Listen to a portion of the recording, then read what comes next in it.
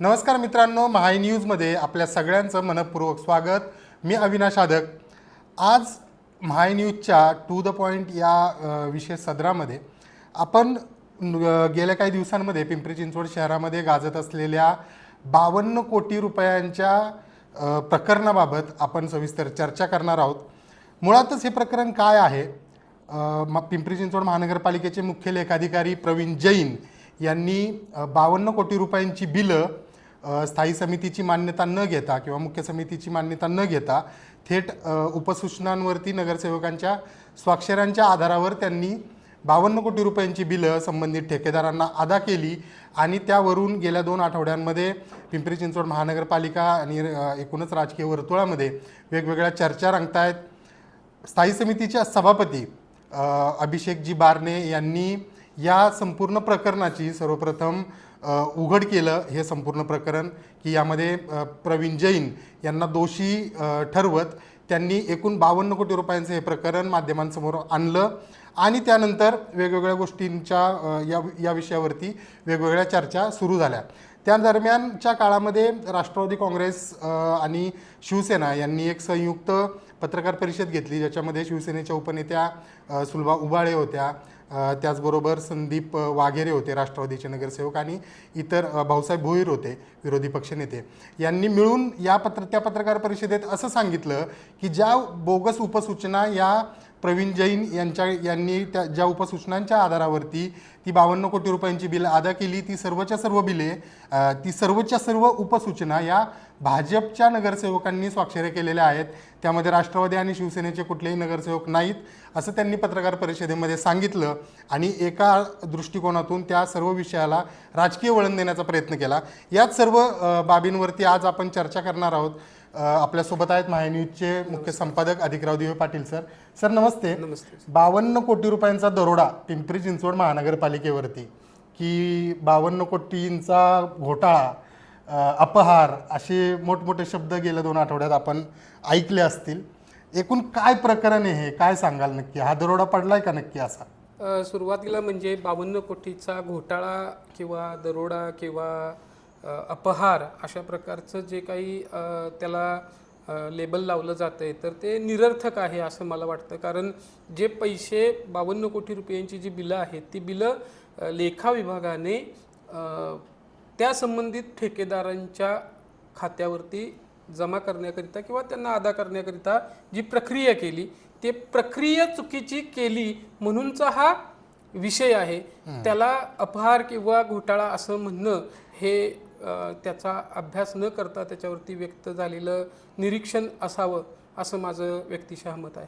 Sir एकूण प्रकरण कसं घडलं, म्हणजे टप्पे काय काय या त्या प्रकरणातले, सुरुवात कशी झाली आणि मग हे प्रकरण कसं उघडकीस आलं आणि त्यानंतर मग याला राजकीय वळण देण्याचा प्रयत्न कसा करण्यात आला वगैरे थोडंसं सविस्तर सांगाल आपल्या? याच्यामध्ये अगदी बरोबर आहे सर. राजकीय दृष्ट्या याच्याकडे बघितलं तर असं तुम्हाला लक्षात येईल की महानगरपालिकेमध्ये भारतीय जनता पार्टीची ज्या वेळेला सत्ता स्थापन झाली आणि त्यानंतर पहिली सर्वसाधारण सभा झाली, त्या पहिल्या सर्वसाधारण सभेमध्ये आरोप प्रत्यारोप आणि महापालिकेच्या आर्थिक स्थितीबाबत प्रचंड गदारोळ झाला.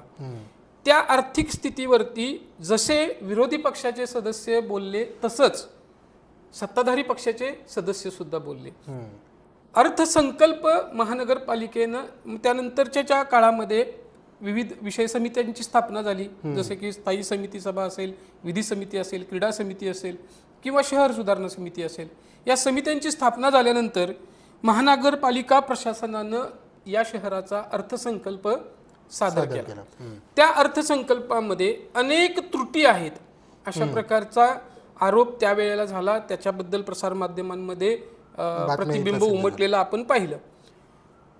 अर्थसंकल्पातल्या त्रुटी दूर करून एक वाढीव तरतूद असलेला अर्थसंकल्प अभिषेक बारणे जे पिंपरी चिंचवड महानगरपालिका स्थायी समितीचे सभापती आहेत त्यांनी तो सभागृहासमोर मांडला आणि त्यांनी सुचवलेल्या ज्या काही तरतुदी होत्या किंवा बचतीच्या बाबतीमध्ये, कामांच्या प्राधान्यांच्या बाबतीमध्ये, उत्पन्नाचे स्रोत जे नव्यानं निर्माण करता येईल त्याच्यामध्ये होते, त्यांच्या भाषणाचं त्यांच्या तरतुदींचं प्रचंड प्रमाणामध्ये स्वागत करण्यात आलं, ॲप्रिसिएट केलं आणि सर्वपक्षीय नेत्यांनी केलं. याच्यामध्ये विरोधी पक्ष नेते भाऊसाहेब भोईर सुद्धा होते, त्याच्यामध्ये संदीप वाघेरे सुद्धा होते, त्याच्यामध्ये सुलभाताई सुद्धा होत्या, ज्या शिवसेनेचं नेतृत्व करतात. आता हे झाल्यानंतर अर्थसंकल्प जाहीर झाला. अर्थसंकल्पाचं जे अवलोकन अभिषेक बारणे यांनी केलं, त्याच्यानंतर त्यांनी पुन्हा ज्या वेळेला अभ्यास केला, त्यांच्या लक्षात आलं की 52 कोटी रुपयांची विविध जी 70 बिलं आहेत, ती फक्त विशिष्ट एका परिसराची किंवा एका विशिष्ट प्रभागाची अशी नव्हती, ती संपूर्ण शहराची होती. म्हणजे पिंपरी चिंचवड शहरातील 3ही विधानसभा मतदारसंघातील ती बिलं होती. त्या बिलांची जी उपसूचना होती, तरतूद वाढीची किंवा घट करण्याची, त्या उपसूचनांवरती नगरसेवकांच्या स्वाक्षरी घेण्यात आल्या. नगरसेवकांच्या स्वाक्षरी घेऊन ती बिलं प्रशासनाकडे सादर करण्यात आली आणि त्या बिलं तुम्ही थेट पद्धतीनं सादर केली. ज्याची मान्यता स्थायी समितीकडून घ्यायला हवी होती ती तुम्ही का घेतली नाही, असा जाब सर्वप्रथम स्थायी समितीचे सभापती अभिषेक बारणे यांनी उपस्थित केला. म्हणजे या प्रकरणाला पहिला प्रकाश टाकण्याची भूमिका सत्ताधारी पक्षाच्या पदाधिकाऱ्यांनीच केली, ही बाब या ठिकाणी अधोरेखित होते. मुद्दा असा की त्यांनी ज्या पद्धतीनं याच्यावरती पत्रकार परिषद घेऊन जे लेखा विभागाचे प्रमुख अधिकारी आहेत प्रवीण जैन, त्यांच्या कार्यपद्धतीवरती प्रश्नचिन्ह निर्माण केलं आणि आयुक्तांना याच्यामध्ये लक्ष घालून कारवाई करण्याची मागणी केली.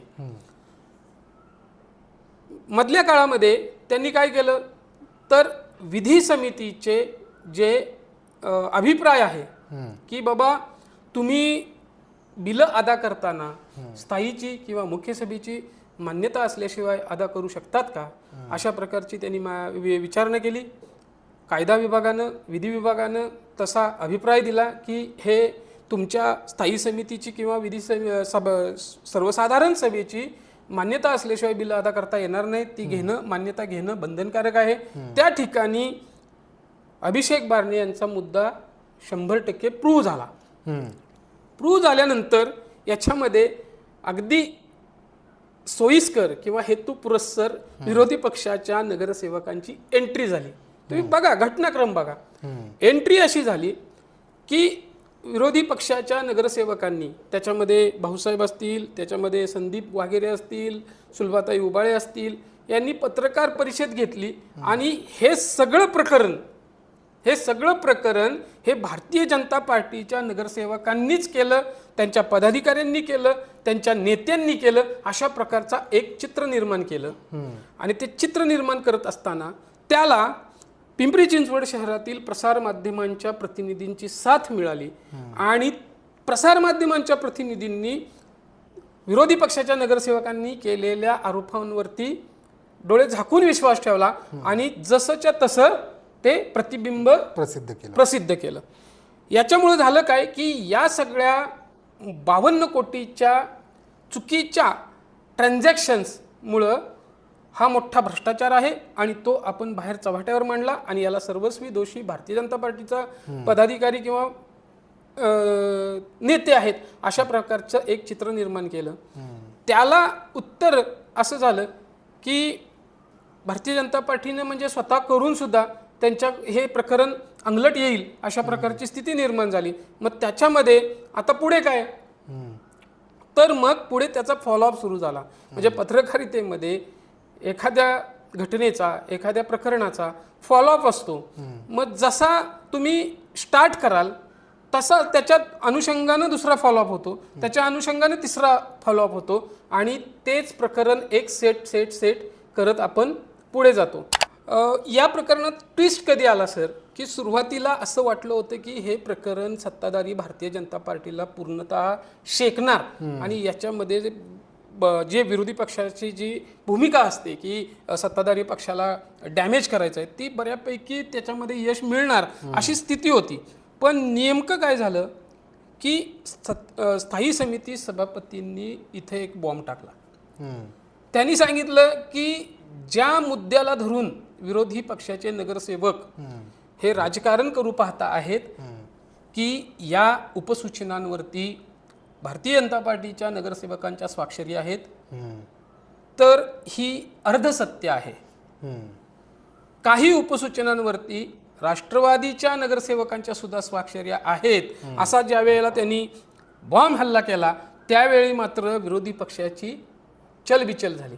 विरोधी पक्षानं त्यानंतर एकही पत्रकार परिषद सर घेतलेली नाही, कारण त्यांच्या लक्षात आलं की जशा भाजपच्या नगरसेवकांच्या स्वाक्षरी आहेत तशाच राष्ट्रवादीच्या नगरसेवकांच्या सुद्धा त्याच्यावरती स्वाक्षरी आहेत. माझ्या माहितीप्रमाणे 2 उपसूचनांवरती राष्ट्रवादीच्या सूचक अनुमोदक अशा 4 स्वाक्षरी आहेत, ऑन रेकॉर्ड आहेत. आणि त्यामुळं राष्ट्रवादी याच्यातून बॅकआउट होईल. बॅकआउट झाल्यामुळं मला वाटतं शिवसेनेच्या सुलभाताई ज्या आहेत त्या एकाकी पडल्या आणि त्यांनी हे प्रकरण सोडलं. पण प्रसारमाध्यमांनी हे प्रकरण लावून धरलं.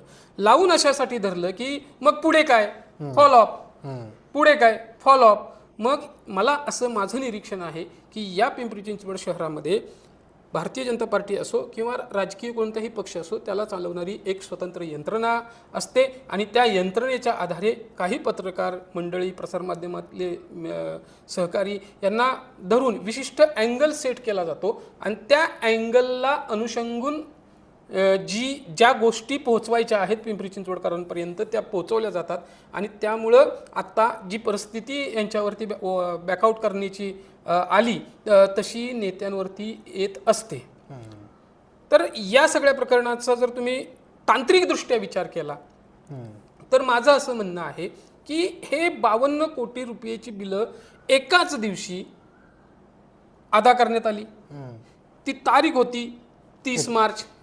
31 मार्चला आर्थिक वर्षाचा शेवटचा दिवस असतो. या आर्थिक वर्षाच्या शेवटच्या दिवशी सर्व ज्या काही आस्थापना कंपन्या ज्या आहेत त्या आपला आर्थिक वर्षाचा ताळेबंद फायनल करत असतात. बरोबर. आणि जी काही महापालिका प्रशासनाच्या माध्यमातून अखर्चिक निधी आहे वर्षभराचा, तो अखर्चिक निधी एकत्र केला जातो आणि त्या निधीमधून काय खर्च करावा, अखर्चिक निधीतला पैसा कुठं खर्च करावा याचा सर्वाधिकार हा त्या महानगरपालिकेच्या आयुक्तांना आणि लेखा विभागाच्या अधिकाऱ्यांकडे असतो. आता ते अखर्चिक रकमेतून कोणती बिलं अदा करायची हा सर्वस्वी निर्णय त्यांचा आहे. पण त्याच्यासाठी जर का तुम्हाला बिलं घ्यायची असेल तर त्याच्यासाठी तरतूद लागेल आणि त्या तरतुदीवरती लोकप्रतिनिधींची सूचक अनुमोदक म्हणून स्वाक्षरी लागेल. आणि ती स्वाक्षरी घ्यायची का? मग हे ठेकेदार किंवा संबंधित लेखा विभागाचे अधिकारी हे काय सांगतात की मला तुमच्या म्हणजे नगरसेवकांच्या प्रभागातलं काम करायचं आहे, तुमच्या परिसरातलं काम करायचं आहे, त्याच्यासाठीची तरतूद कमी पडते आणि ती जर तरतूद मंजूर नाही झाली तर मी काम करू शकणार नाही.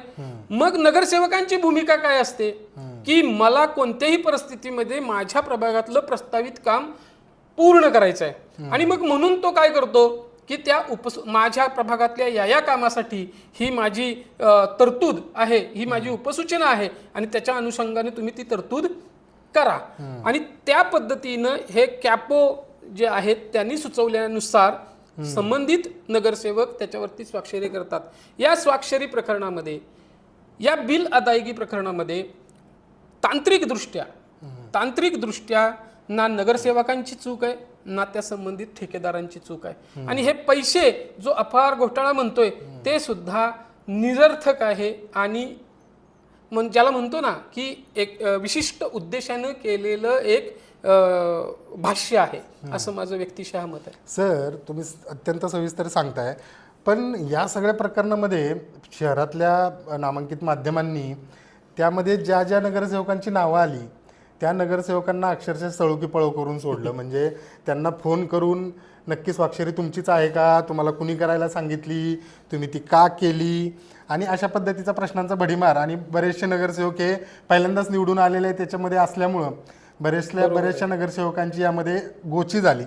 आणि एका दृष्टिकोनातून तुम्ही सांगितलं की नगरसेवक त्यामध्ये दोषी नाही आहेत, पण या सगळ्या मीडिया ट्रायल्समुळे कुठेतरी शहरातील नागरिकांमध्ये हाही मेसेज गेला की यामध्ये कुठेतरी नगरसेवक सुद्धा दोषी आहेत. पण एकंदरीतच या प्रकरणातल्या तांत्रिक गोष्टी जर जसं तुम्ही सांगितलं तसं पाहिल्या तर नगरसेवक त्यामध्ये दोषी नाहीत.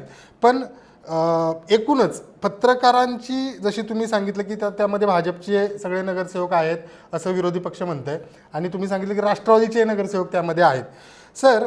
एकूणच या सगळ्या प्रकरणानंतर जसं अभिषेक बारनेंनी या प्रकरणाला वाचा फोडली, पण माध्यमांमध्ये अशीही चर्चा आहे की शहरातले भाजपचे 4ही आमदार यांनी याबद्दल कुठलंही वक्तव्य केलं नाही.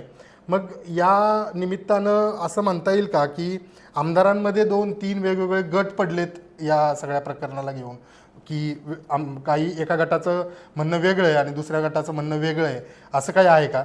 सर, तुम्ही जर सुरुवातीपासून जर विचार केला तर पिंपरी चिंचवडमध्ये नेहमी एक नरेटिव्ह पसरवण्याचा प्रयत्न केला जातो की नदीच्या या बाजूचा लोकप्रतिनिधी आणि नदीच्या त्या बाजूचे लोकप्रतिनिधी. किंबहुना तुम्ही असं सुद्धा वाचलं असेल, ऐकलं असेल की पिंपरी चिंचवड शहराचे 2 भाग केलेत. एक भाग जगतापांनी घेतला आणि एक दुसरा भाग लांडगेंनी घेतलेला आहे. त्यामुळं महानगरपालिकेमध्ये जे पदाधिकारी आहेत, मग तो या गटाचा आणि त्या गटाचा हे एक प्रकारचं एक चित्र तयार केलं जातं. पण वस्तुस्थिती तशी नाही. जर वस्तुस्थिती तशी असती तर काल झालेली जी पत्रकार परिषद आहे त्या पत्रकार परिषदेमध्ये कोण कोण समोर बसलं होतं हे जर तुम्ही चित्र पाहिलं तर त्या ठिकाणी भारतीय जनता पार्टीचे सत्ताधारी पक्षाचे शहराचे अध्यक्ष होते, त्या ठिकाणी स्थायी समितीचे सभापती होते, त्या ठिकाणी शहराचे प्रथम नागरिक महापौर होते, त्या ठिकाणी मला वाटतंय सत्तारूढ पक्षाचे नेते प्रशांत शितोळे होते. आणि ही सगळी मंडळी एकजुटीने त्या ठिकाणी उभं राहिली. त्याचं कारणच असं की या प्रकरणाला गटातटाचं किंवा विशिष्ट राजकीय गटबाजीचं रंग लावण्यात आला आणि त्यामुळं तो लागू नये आणि पिंपरी चिंचवड शहराची प्रतिमा मलिन होऊ नये या करण्याकरिताच ही लोक एकत्र आली असावीत असं माझं निरीक्षण आहे. सर, पहिल्या टप्प्यामध्ये ज्यावेळेस नगरसेवकांची नावं आली आणि विरोधी पक्षाच्या पत्रकार परिषदेनंतर राष्ट्रवादीच्या पहिल्या 2 नगरसेवकांची नावं आली. एक त्यामधल्या महिला नगरसेविका राष्ट्रवादीच्या लंगोटेताई आणि दुसरे जे राष्ट्रवादीचे प्रमोद कुटे, या 2 जणांच्या स्वाक्षऱ्या असलेली उपसूचना समोर आली आणि त्या दोघांची त्याच्यामध्ये स्वाक्षरी आहे असं दिसतंय. पण त्या दोघांनीही नंतर माध्यमांशी बोलताना असं सांगितलं की त्या आमच्या स्वाक्षऱ्या नाहीत आणि प्रमोद कुटे यांनी तर त्याची चौकशी करा आणि गुन्हे दाखल करा वगैरे पर्यंतची हे केलं. तर नक्की काय सांगाल, बनावट स्वाक्षऱ्या केल्या असतील किंवा काय नक्की? सत्तारूढ पक्ष नेत्यांनी माझ्या माहितीप्रमाणे पत्रकार परिषदेमध्ये सांगितलं त्या स्वाक्षरी आमच्या नगरसेवकांच्या आहेत, नगरसेवकांनी केलेल्या आहेत आणि त्याच्यामध्ये काहीही गैर नाही. मला असं वाटतं की मी सुद्धा पाहिलं की एका उपसूचनेवरती प्रमोद कुटेंची आणि लंगोटेताईंची स्वाक्षरी आहे, तर दुसऱ्या उपसूचनेवर लंगोटेताईंचा तर शिक्का सुद्धा आहे आणि दुसऱ्या एका उपसूचनेवरती चिखलीतले म्हणजे प्रभाग क्रमांक 1 मधल्या 2 राष्ट्रवादीच्या नगरसेवकांच्या स्वाक्षरी ज्या आहेत ते पाहता त्यांनी स्वाक्षरी केल्याने काही मोठं त्यांनी गुन्हा केला असं म्हणता येणार नाही. उपसूचना नगरसेवकांच्या सूचक अनुमोदकाच्या उल्लेखाशिवाय पूर्णच होऊ शकत नाही. त्यामुळे तो एक प्रोसेसचा भाग आहे. फक्त याच्यामध्ये चूक अशी झाली प्रवीण जैन यांची की त्यांनी जी बिलं त्यांच्या अधिकारामध्ये देण्याचा प्रयत्न केला ती बिलांची मान्यता स्थायी समितीची घ्यायला हवी होती, ती त्यांनी घेतली नाही. आता त्यांनी घेतली नाही हे प्रकरण बाहेर जर स्थायीच्या अध्यक्षांनीच काढलं असेल तर त्याच्यामध्ये सत्ताधारी म्हणून स्थायी समिती सभापती असोत किंवा स्थायी सत्ताधारी पक्ष असो त्याला आरोपीच्या पिंजऱ्यात उभा करणं हे अव्यवहार्य आहे असं माझं मत आहे. सर, दुसरा एक महत्त्वाचा मुद्दा या सगळ्यातला असा आहे की नवनिर्वाचित नव्यानेच पदावर आपल्या रुजू झालेले शहराचे आयुक्त डॉक्टर विजय सूर्यवंशी यांची भूमिका या सगळ्या प्रकरणामध्ये अत्यंत महत्त्वाची ठरते. कारण जसं हे प्रकरण उघडकीस आलं त्यानंतर 2 ते 3 दिवसामध्येच त्यांनी या विषयाची सखोल गांभीर्याने दखल घेतली आणि ते संबंधित प्रवीण जैन जे होते अधिकारी त्यांना सक्तीच्या रजेवरती त्यांनी पाठवलं. एवढंच नव्हे तर त्यांची कामाची एक स्टाईल माध्यमांना आता लक्षात यायला लागली आहे की ते प्रशासनातला भ्रष्टाचार ते सहन करत नाहीत असं दिसतंय. कारण त्यांनी अनधिकृत बांधकामाच्या संदर्भामध्ये सुद्धा माहिती लीक केल्याच्या प्रकरणामध्ये 2 अधिकाऱ्यांना त्यांनी निलंबित केलं आणि एका अधिकाऱ्यांना त्यांनी नोटीसही दिली. सो एकूण आयुक्तांची भूमिका, त्यांची काम करण्याची पद्धत, नक्की तुम्ही त्याच्याबद्दल काय आकलन सांगता? बहुधा असं सर होतं की गेल्या वेळेला शेखर सिंह साहेब होते आयुक्त. ते आयुक्त फक्त प्रशासकीय राजवटीत सुद्धा ते आयुक्त फक्त भाजपच्याच नेत्यांचं ऐकतात अशा प्रकारचं एक हे दिलं जात होतं, म्हणजे एक वातावरण निर्मिती केली जात होती. आता जर हे आयुक्त आले एका महिन्याच्या आतमध्ये जे पहिली जीबी झाली, पहिल्या जीबीमध्ये आयुक्तांसमोर सगळा जो काही रोष होता याच्यावरचा शेखर सिंह साहेबांवरचा, तो सगळा रोष आयुक्तांसमोर मांडला आणि तुम्ही अशा पद्धतीनं काही करू नका, तुमच्याकडून आम्हाला पिंपरी चिंचवड महापालिका या संकटातून बाहेर काढायची अशा प्रकारची अपेक्षा आहे. तेच आयुक्त दुसऱ्या पत्रकार परिषदेमध्ये ज्या वेळेला पिंपरी चिंचवड शहराची ओळख जगात नाही अशा प्रकारचं त्यांनी संदर्भ देऊन बोलले, तर त्याच्यावरती सगळ्या पक्षाचे नेते, पदाधिकारी, नगरसेवक, कार्यकर्ते सगळे तुटून पडले. सोशल मीडियावर पार अगदी त्यांच्यावरती चालून गेले. त्याच आयुक्तांना स्थायी समितीच्या अर्थसंकल्प ज्या वेळेला सादर झाला, त्याच आयुक्तांकडून आपण या पिंपरी चिंचवड महानगरपालिकेतील आर्थिक स्थिती मजबूत करण्याच्या संदर्भामध्ये त्यांच्याकडून अपेक्षा व्यक्त केली. मला असं वाटतं की एका महिन्याच्या आत महापालिका आयुक्तांना या पिंपरी चिंचवड शहरातल्या राजकीय परिस्थितीचा, इथल्या लोकांच्या एकूण कार्यपद्धतीचा चांगला अनुभव आला आणि मग त्यांनी असं ठरवलं असावं की आता मला माझ्या पद्धतीनं काम करायचं आहे. आणि कोणताही IAS दर्जाचा अधिकारी असेल तर तो त्याला त्याच्या चौकटीमध्ये आणि लोकहिताच्या दृष्टीनं जे योग्य असेल त्या पद्धतीने निर्णय घेण्याचा प्रयत्न करतो. त्यांनी पहिल्याच झटक्यामध्ये अनधिकृत बांधकामांच्या संदर्भातली माहिती लीक केल्या प्रकरणात काही लोकांना निलंबित केलं, अधिकाऱ्यांना निलंबित केलं. आणि या प्रकरणात सुद्धा प्रवीण जैन यांच्या पाठीमाग चौकशी समिती लावली आणि चौकशी समिती लावली नाही तर त्यांना सक्तीच्या रजेवर सुद्धा पाठवलं. हे सगळं जे यश आहे ते त्या स्थायी समिती सभापती अभिषेक बारणे साहेबांचं आहे. त्याचं कारण असं की त्यांनी हा पहिला विषय समोर आणला. या पुढच्या काळामध्ये कोणताही अधिकारी असं प्रक्रिया सोडून किंवा बायपास करून कुठलं काम करणार नाही अशा प्रकारची दहशत जर निर्माण कोणामुळे झाली असेल तर त्या अभिषेक बारणे यांच्या कार्यपद्धतीमुळे झाली. आणि तुम्ही जर शेवटपर्यंत बघितलं, आता सामाजिक कार्यकर्ते मारुती भापकर त्यांनी एक प्रेस नोट काढली. त्यांनी काय म्हणलं की आता तुम्ही फक्त भाजपची चौकशी करू नका, आता तुम्ही राष्ट्रवादीच्या नगरसेवकांनी स्वाक्षरी केली त्यांची सुद्धा चौकशी करा. म्हणजे आता हे प्रकरण काय झालं की हे प्रकरण त्यांच्यावरती म्हणजे राष्ट्रवादी विरोधी पक्षाच्या लोकांवरती बुमरॅग व्हावं लागलं.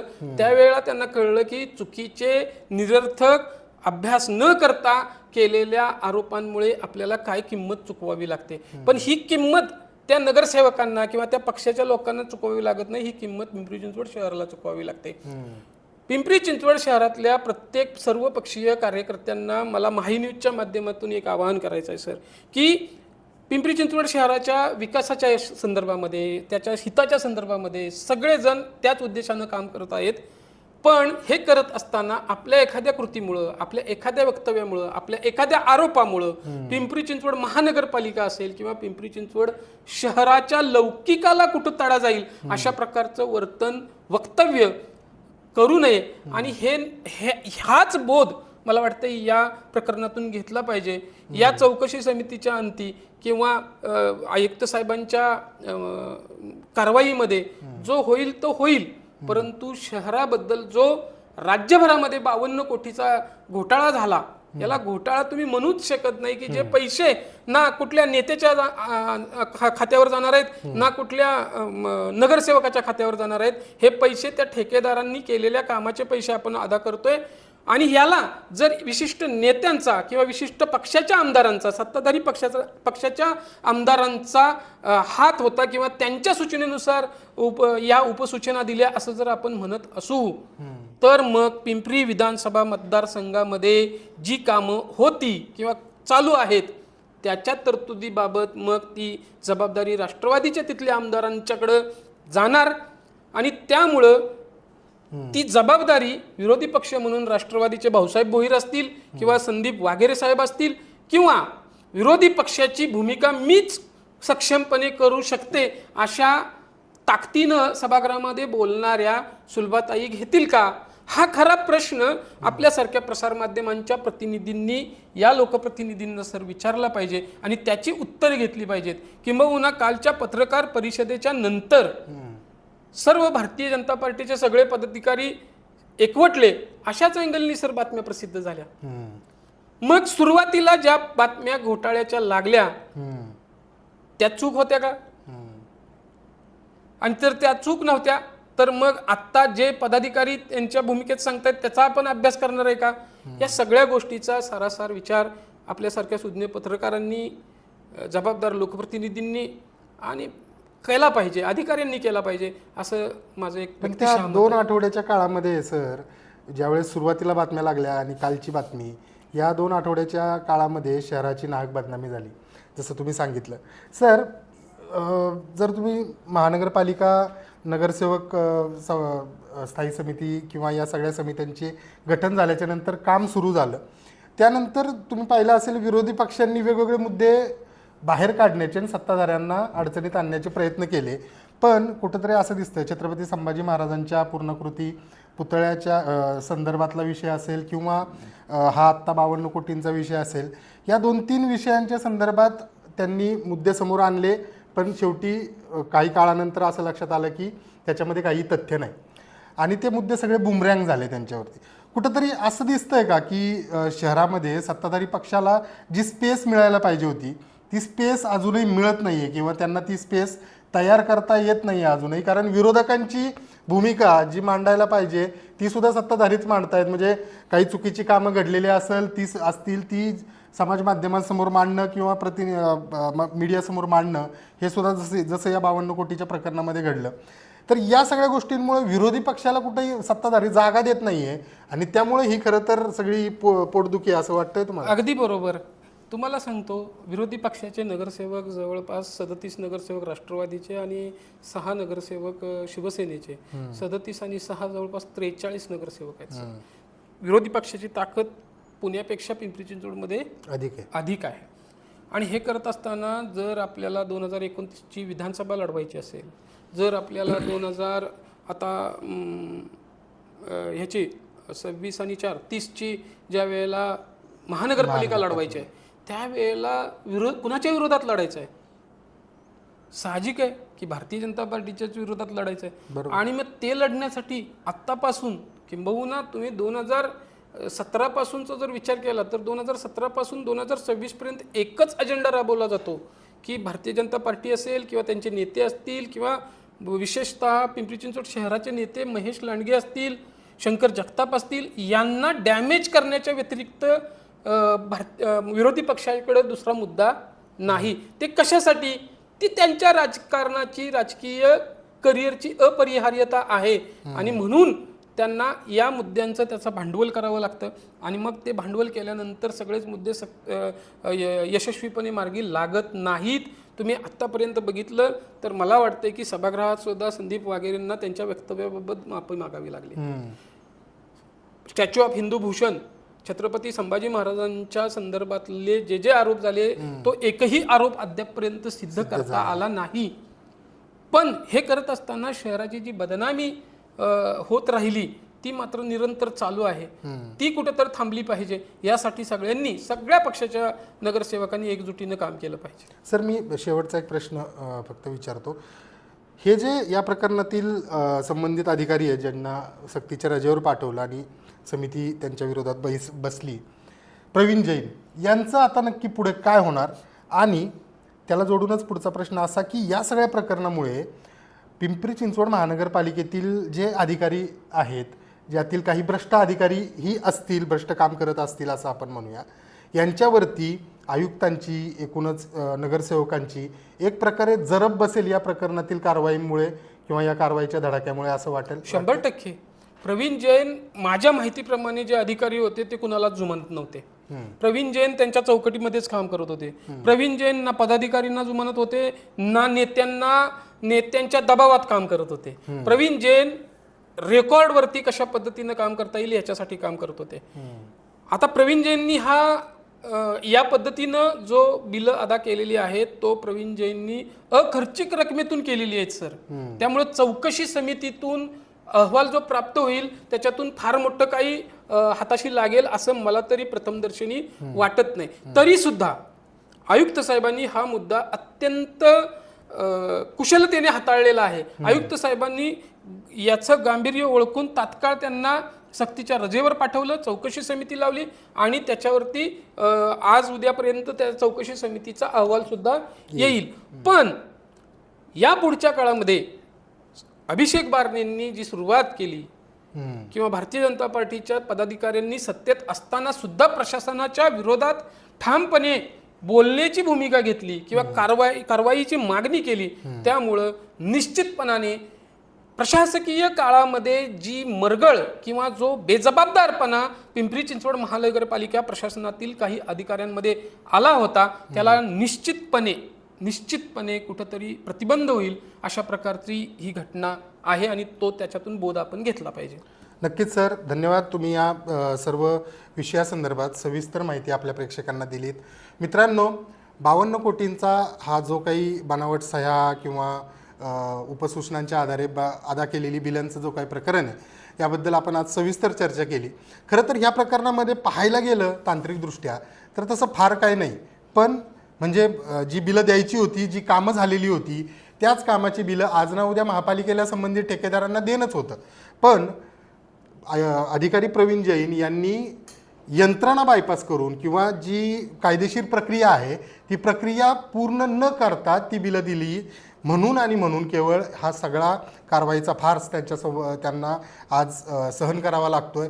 पण यातून एक गोष्ट महत्त्वाची सगळ्यांनी लक्षात घेणं गरजेचं आहे की भलेही त्यांनी केलेली गोष्ट ही चुकीची नसेल, त्याच्यामध्ये कुठलेही नगरसेवक किंवा ठेकेदार दोषी नसतील, पण प्रक्रिया ही महानगरपालिकेच्या कामामध्ये अत्यंत महत्त्वाची असते. ती प्रक्रिया पार पाडणं अत्यंत गरजेचं असतं.